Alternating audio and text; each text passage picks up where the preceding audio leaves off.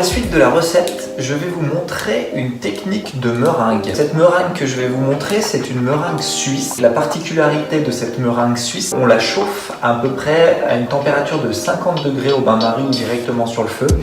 Ensuite, on la fait refroidir en la mélangeant dans un batteur avec le sucre. En refroidissant, ça va foisonner la meringue et ça va lui apporter de cette légèreté. La particularité de cette meringue, c'est qu'on peut la recuire au four. Pour l'utilisation de la recette, j'ai besoin de former des demi-sphères, donc du coup, je vais la préparer et ensuite, je vais laisser sécher cette meringue en cuisant à 90 degrés pendant une petite heure au four.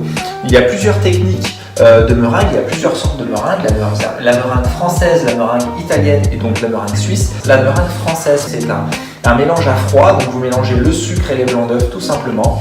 La meringue italienne, c'est une cuisson de sucre, donc vous cuisez le sucre séparé des blancs d'œufs, vous cuisez le sucre à 121 degrés et ensuite vous versez en pluie fine sur les blancs mousseux qui sont en train de tourner dans votre batteur et vous attendez le refroidissement de ce mélange. Là, nous voyons la meringue suisse a cette particularité de pouvoir se recuire au four, de pouvoir se dessécher au four, parfait pour les petites pièces. Si vous voulez, ça va être une meringue qui va être relativement craquante. C'est quelque chose qu'on va utiliser en décor et qu'on va avoir de la texture dans cette meringue. Elle va être croustillante, elle va être craquante. La meringue italienne, ça va être quelque chose de plus onctueux, tandis que la meringue suisse, ça sera quelque chose de plus texturé. Donc là, j'utilise la meringue suisse tout de suite. Je verse mon sucre glace dans mes blancs d'œufs.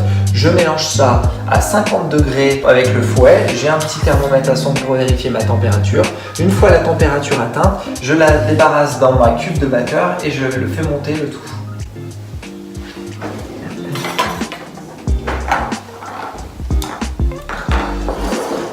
Donc je verse mon sucre glace dans mes blancs d'œufs et je vais faire chauffer le tout. Donc on mélange cette partie. Alors aussi la particularité de cette meringue, c'est que j'utilise pour la meringue suisse du sucre glace. Donc on va avoir quelque chose de plus fin en bouche plutôt que du sucre, du saccharose, du sucre semoule, où là on va avoir peut-être plus des grains et qui est plus utilisé pour la meringue italienne étant donné que nous faisons une cuisson de sucre à 121 degrés. Là ce n'est pas le but recherché. Je vais cuire ma meringue. Je vais amener mon mélange à 50 degrés. Je vérifie ma température.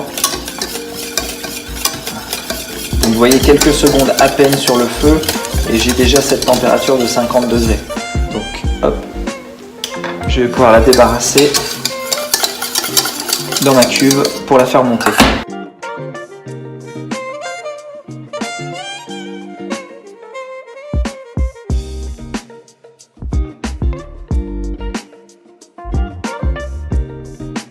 Je décide de mettre une petite pointe de colorant jaune.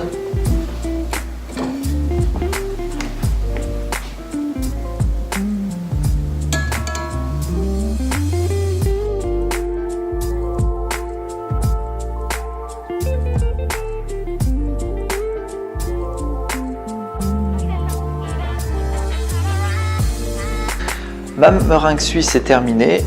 Je l'ai colorée légèrement en jaune. Soit vous décidez de la pocher avec une poche à l'aide d'une poche à douille pour faire diverses formes, celles que vous souhaitez. C'est exactement la même chose. La seule différence qui va changer suivant la forme que vous faites, c'est lors de la cuisson au four. Plus votre pièce de meringue est grosse, plus ça va demander un temps de séchage, de cuisson au four qui est plus important. Plus votre pièces sont grosses et logiquement plus la cuisson sera longue. Je vais mouler ma meringue dans les demi-sphères ici. Je vais simplement prendre une cuillère et je viens appliquer ma meringue sur les bords, sur l'extrémité de mon moule. Donc je veux une couche régulière.